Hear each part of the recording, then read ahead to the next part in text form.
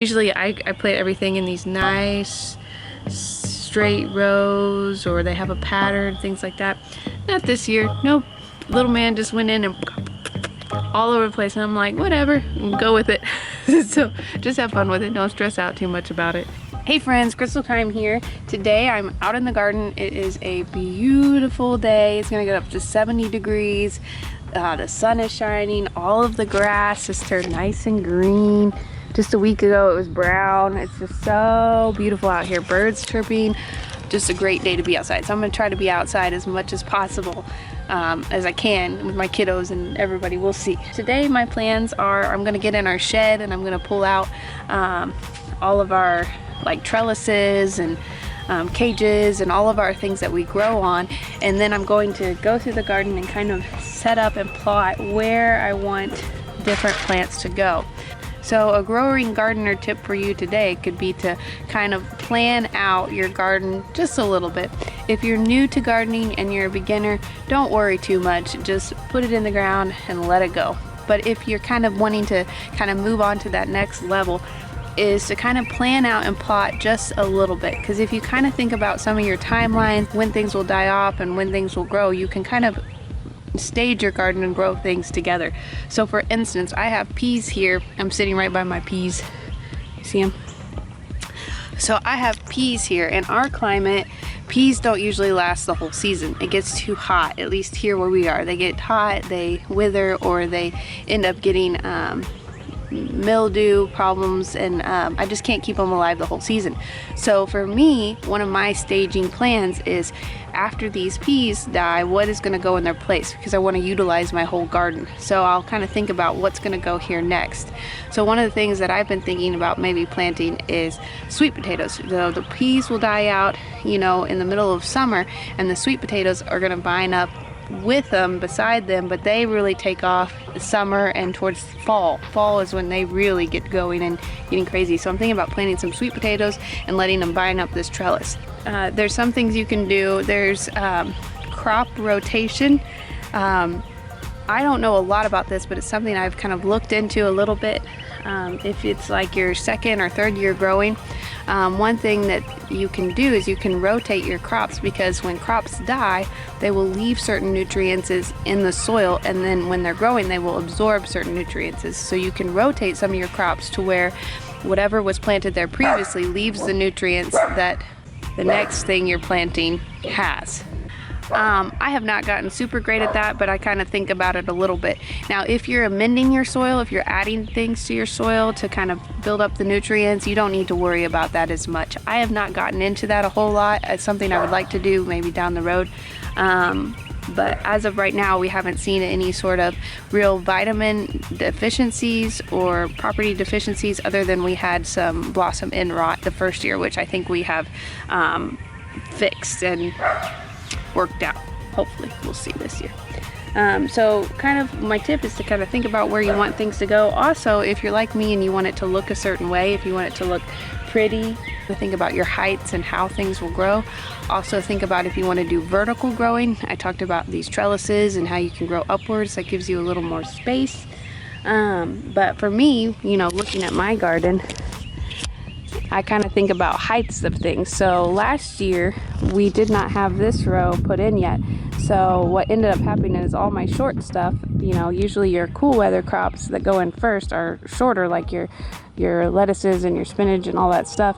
All of the short stuff got planted on this side, and then all of the tall stuff ended up being over here because it was towards the end of the season, like the okra and the tomatoes and the melons that I grow on a trellis, all of that. So it kind of blocked off. So this year I'm going to try to switch it around and put more of the taller stuff back here as much as I can, and the shorter stuff, so you can see more of the whole garden and kind of make it look pretty. So you can kind of plot some of that out and kind of think some of that through. But again, if you're a beginner, just put it in the ground. Just put it in the ground, let it grow, and you will learn as you grow. So that's the plan today, and I'm going to take you guys along with me. All right, let's go.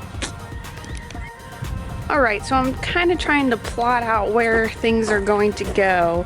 And even though I want to do taller stuff on this side, I've been thinking about practicality of harvesting. On this side over here, I have a fence and I can't get onto the other side. So there are some things I think I'm going to be putting on the outside part of my garden. So I'm thinking here, putting the melons, because I'll need to work on both sides, harvest both sides. We had pests we had to deal with.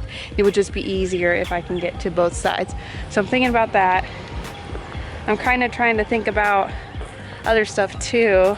I'm not totally sure. I kind of like having the tall stuff on this side because it does provide some shade when it gets big. The sunflowers, we'll put those probably back in the same spot, the big tall ones. We had mammoth sunflowers that were like, I don't know, taller, probably 8-9 feet tall. They were huge. Okay, so I'm just kind of trying to think through this. Also, last year I tried to do single stem tomatoes, but I found that I did not feel like I got as much of a harvest, but we had a lot of pest issues. We had to deal with some mites and aphids and stuff, and that was my first time ever trying the single stem. So I'm trying to decide if I want to try that again. Maybe I'll do half and half or something like that. We have some cages here. I don't really want to get out. I'm trying to be safe and not get out unless we have to, you know, with all of this craziness going on. So I'm thinking about just using what I have, and it'll be what it'll be. It'll be single stem, or, you know, let them grow on their own. So, all right. That's what I'm doing, kind of thinking these things through. I had to go and get my seeds out and kind of reassess what I had, because I was beginning to forget what I had and what I didn't. And I'm so glad I did, because I almost forgot that I had pumpkins. I gotta leave a space for my pumpkins. Let me walk you through what I'm thinking here. I think I got it mostly figured out, plotted out. We will see how it goes. All right, so like I mentioned, we got our peas here, and then I think I'm gonna follow up with sweet potatoes if I can get out of the house here soon and get some sweet potato starts. And then I'm thinking here, I'm gonna be doing the melons, the cantaloupe, and the watermelons all on this trellis here. That way I can harvest on both sides. Here I've got herbs and strawberries. I think I'll just fill in with some herbs that I have and lettuces and things right in here a little bit.